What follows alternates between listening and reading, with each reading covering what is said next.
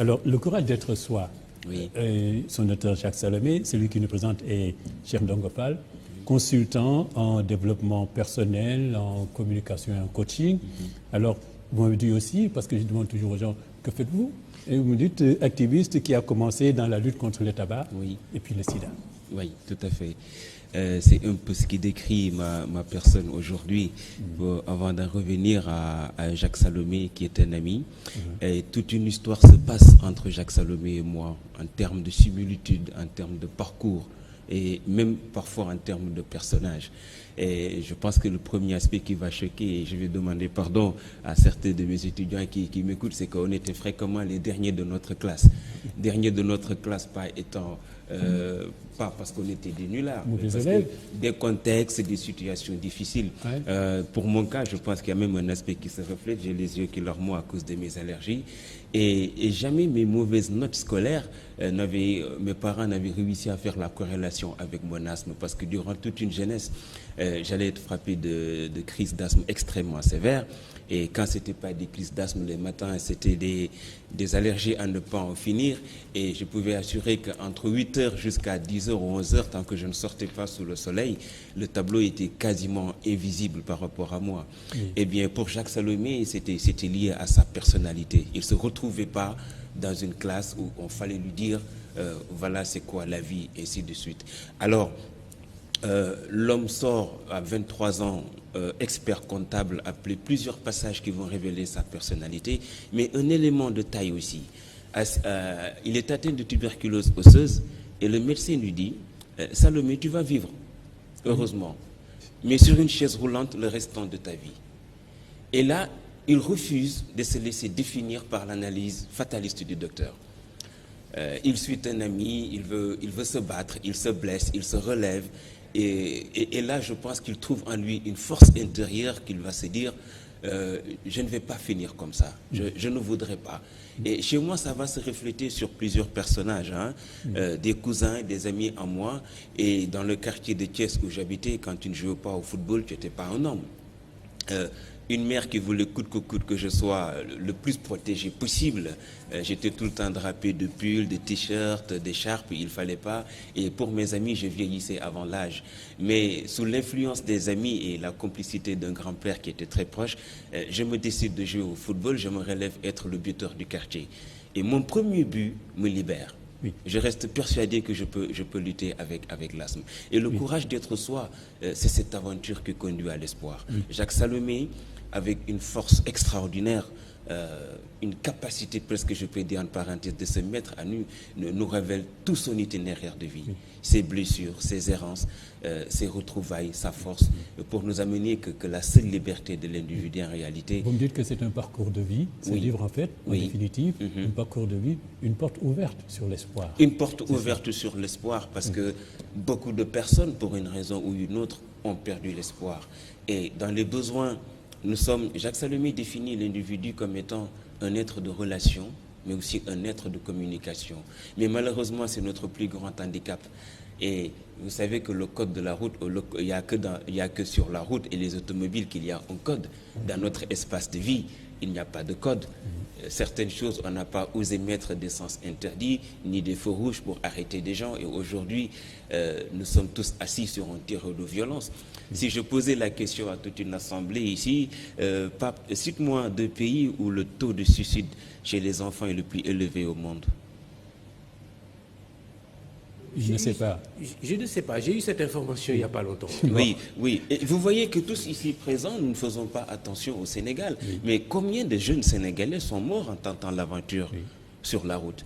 Nous sommes à proximité de la vérité, mais souvent nous ne la voyons pas. Alors vous dites que ce livre raconte cette histoire-là. Le livre raconte comment nous ne savons pas entrer en relation avec les gens. Mais aussi avec nous-mêmes, particulièrement.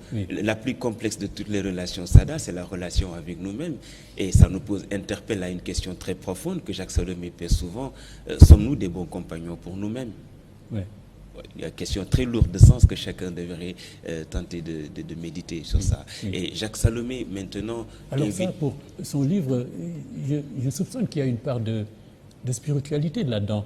Vous-même, vous êtes muezzin, Oui. à la mosquée de Point-Haut, pour dire tout. Oui, effectivement. Hein? Effectivement. Et vous portez beaucoup assistance à des personnes marginalisées ou en danger. Voilà. Oui. Donc il y a forcément pas seulement de l'altruisme, Oui. mais aussi peut-être même un peu de spiritualité qui vous fait Effectivement, Jacques Salomé s'est défini comme un agnostique, mais au fond, je vois en lui un être d'une grande spiritualité.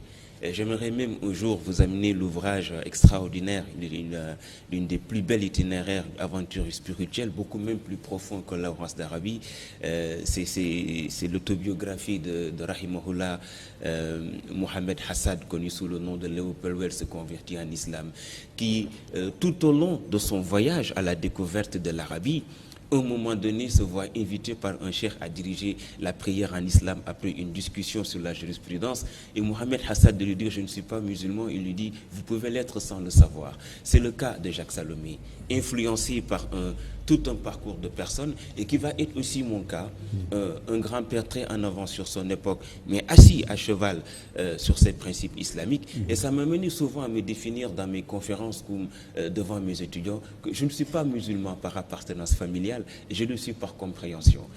Ma grand-mère qui me berçait parce que le père intellectuel dans les relations internationales, une mère aussi un peu pareille, et ma grand-mère, Ndioba, qui était là à côté, était l'une des rares femmes à l'époque dans notre quartier qui maîtrisait l'arabe et le Coran et qui le lisait et qui l'enseignait. Alors, oui. Dites-moi, cher Ndongo Fall, parce que vous n'avez que 10 minutes, hein, ces mots de lecture sont brefs, c'est pour ça que je suis obligé parfois de vous arrêter, quelle que soit l'importance et l'intérêt de ce que vous dites, ou sa beauté. Alors, vous dites que exprimer dans ce bouquin, exprimer la douleur et les sentiments, parfois les mots ne suffisent pas. Oui. Alors, que propose Jacques Salomé? Alors, en fait, les mots devraient pouvoir tout exprimer. Effectivement, effectivement. Mais malheureusement, nous n'en avons pas. Il y a combien de mots dans un vocabulaire? C'est énorme, nous ne les avons pas tous en mémoire. Mais là où les mots constituent un handicap à notre égard, c'est que c'est au niveau des ressentis. Aujourd'hui, qu'est-ce qu'il nous faudrait pour pouvoir réellement exprimer ce que je ressens si je n'ai pas ces mots ou si je n'en ai pas les capacités? Et il invitait à dire, Jacques Salomé, qu'en réalité, les remèdes contre nos souffrances, c'est notre capacité de mettre des mots sur des blessures. Et pour en arriver là, il pratique ce que l'on appelle l'assimilation.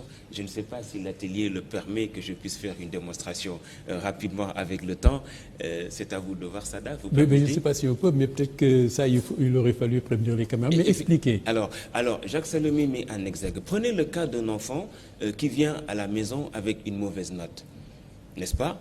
L'enfant est entre le père et la mère, bien sûr, qui vont parler. Mais de quoi est-ce qu'ils vont parler? Je symbolise le pape étant l'enfant. Père et mère vont parler sur l'enfant. Nous te donnons à manger, tu as tout ce que tu veux, et voilà ce que tu nous amènes.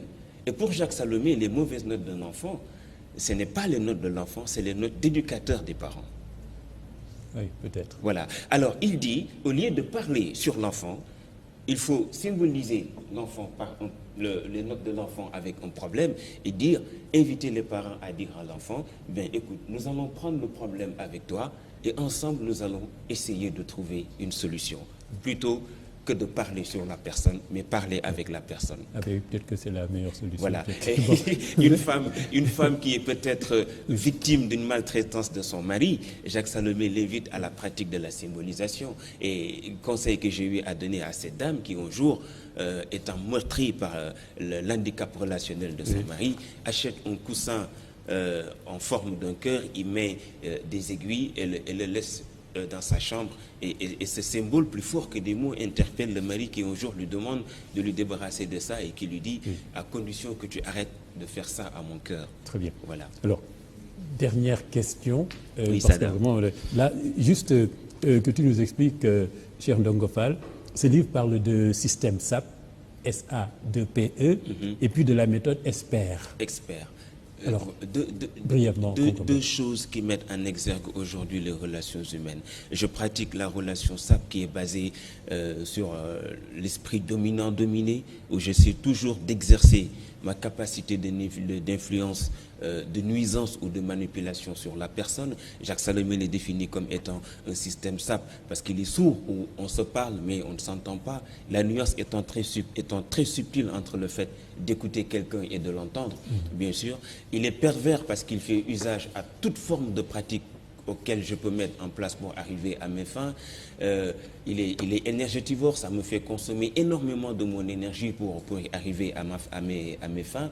Et nous ne nous en rendons pas compte que quand on n'est pas souvent acteur du système SAP, on en est victime. Oui. Non seulement dans les relations interhumaines, parce qu'on le devient à la longue, mais aussi même dans les rapports entre État et peuple, comme ce qui se passe aujourd'hui au Rwanda découle de très loin, ce sont des blessures. Oui. La blessure aujourd'hui de la nation juive se lie sur la souffrance du courageux peuple palestinien. Oui. Et il y a cet enjeu-là qui est d'une importance capitale. Oui. À la place maintenant de la méthode ESPER, je propose des alternatives. Vous voyez, j'invite l'autre à me parler de ses ressentis. J'invite l'autre à pratiquer la symbolisation, comme l'exemple du bâton à parole, où autour d'un cercle nous devons discuter pour éviter de rompre le silence à celui qui parle. Eh bien, n'a le droit de parler que celui qui a le bâton à parole pour être écouté, mais ensuite être entendu. Vous voyez. Très bien. Voilà. Je vous remercie. Merci beaucoup. Nous passons à la troisième note de lecture. Et c'était donc Ndongo Fall qui nous parlait du livre Le courage d'être soi de Jacques Salomé. Juste ça, si vous permettez. Oui. Jacques Salomé est en convalescence et depuis plus d'1 an pour des raisons de santé. Il a été sous conseil de son médecin de se retirer un peu de la vie professionnelle. Oui. Maintenant, il se remet petit à petit sûrement. Et nous lui transmettrons, si possible, via le page web cette émission. Et pour tous ces passionnés qui l'admirent, nous lui souhaitons un bon rétablissement. Merci beaucoup.